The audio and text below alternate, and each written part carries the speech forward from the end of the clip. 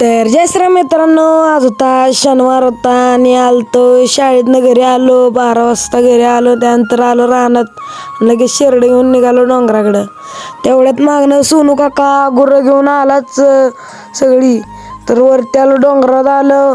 कुत्र्याला भाकरी आणलेली पण कुत्रं काय आलंच नाही. मग शेरडांनाच दिली, त्यांनी काय नीट खाल्ली नाही. मग वतली शेवटी खालीच. मग तिथं बसलो फोन बघत, तेवढ्यात टावेलच गेला वाहून पडला. तेच टावेल काढायला गेलो ना, टावेल आणला वरण चप्पलच गेली ना, आत पडलं जोरात.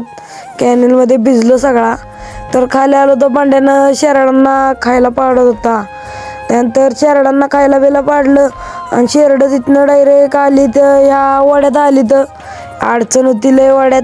तिथनं कसं तरी आलो वर आलो तर बिब्यांचं झाड होतं. मग तिथनं बिब्या काढून घेतल्या.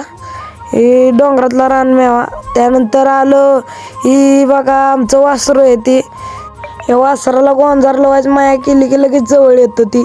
त्यानंतर शेडवर आलो, शेडवरलं सगळं आवरलं. तिथनं निघालो घरी, पार्सल आणायला जायचं होतं.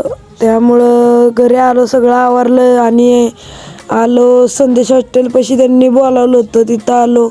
त्यांची 5 मिनटं वाट बघितली. 5 मिनटं नंतर ती आली तर त्यांना OTP सांगितलं आणि आलो घरी. भेटू उद्याच्या ब्लॉगमध्ये.